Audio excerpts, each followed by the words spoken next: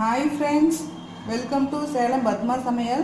நம்ம சேனலை இது வரைக்கும் சப்ஸ்கிரைப் பண்ணாதும் பண்ணிக்கோங்க. பக்கத்தில் இருக்கிற பெல் பட்டனையும் அழுத்திக்கோங்க. இன்றைக்கி நம்ம என்ன பார்க்க போகிறோம்னா பச்சை மொச்சப்பயிறு குழம்பு. இது பார்த்திங்கன்னா நல்லா கிராமத்து சைடில் அதிகமாக பண்ணுவாங்க. நம்ம சிட்டியில் யாரும் பண்ணுறதில்ல. இது எங்கள் பாட்டி செய்வாங்க. அது உங்களுக்கு செஞ்சு காட்டுறேன். அதுக்கு தேவையான பொருள் பார்த்திங்கன்னா இந்த மாதிரி பச்சை மொச்சக்கொட்டை வந்து இந்த மாதிரி 1/4 கிலோ அளவுக்கு உரித்து வச்சுருக்கேன். 1/4 டீஸ்பூன் ஜீரகம், மஞ்சள் பொடி ஒரு 1/4 டீஸ்பூன். இது பார்த்திங்கன்னா 2 பச்சை மிளகாய், ஒரு 10 சின்ன வெங்காயம், ஒரு 4 பல்லு பூண்டு, 2 தக்காளி. இது பார்த்திங்கன்னா தாளிக்கிறதுக்கு ஒரு வரமிளகாய், ஒரு 5-6 சின்ன வெங்காயம், கருவேப்பிலை. இப்போ பாருங்கள், நான் ஒரு குக்கர் எடுத்துருக்கிறேன். அதில் இந்த வந்து மொச்சப்பயிறு ஃபஸ்ட்டு போட்டுக்கிறேன். இந்த ஜீரகமும் மஞ்சள் பொடியும், இந்த தக்காளி, வெங்காயம், பூண்டு இதெல்லாம் போட்டுக்கிறேன். இது பார்த்திங்கன்னா இது மூழ்கிற அளவு தண்ணி ஊற்றிக்கலாம்.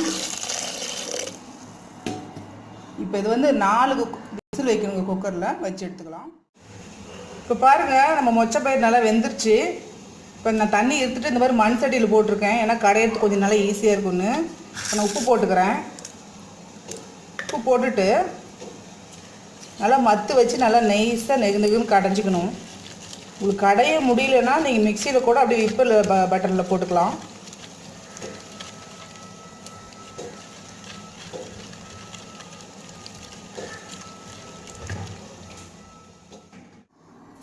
இப்போ பாருங்கள், இந்த மாதிரி கடைஞ்சாச்சு. இந்த அவரைப்பருப்பை இப்போ வந்து தாளிச்சிக்கலாம். இப்போ பாருங்கள், இந்த மண் சட்டியில் வந்து 2 ஸ்பூன் ஆயில் விட்டுருக்கேன். இப்போ கடுகு போடலாம். கடுகு நல்லா பொரியணும்.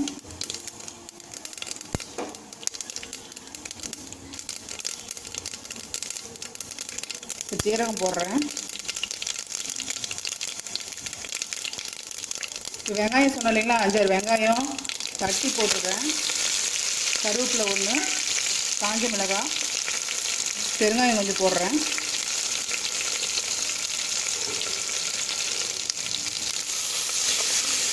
நல்லா வதங்கணும்.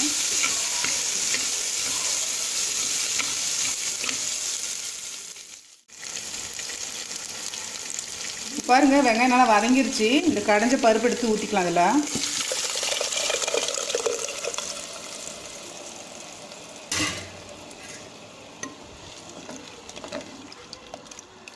இது நல்லா கொஞ்ச நேரம் கொதிக்கணும், ஒரு 5 மினிட்ஸு.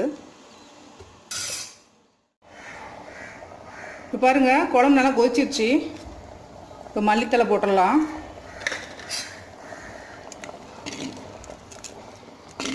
அவ்வளோதாங்க, ரெடி ஆயிடுச்சு. நம்ம அவரைப்பருப்பு குழம்பு ரெடிங்க.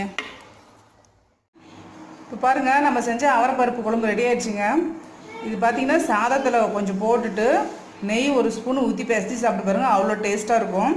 இந்த வீடியோ பிடிச்சிருந்தா லைக் பண்ணுங்கள், ஷேர் பண்ணுங்கள், கமெண்ட் பண்ணுங்கள்.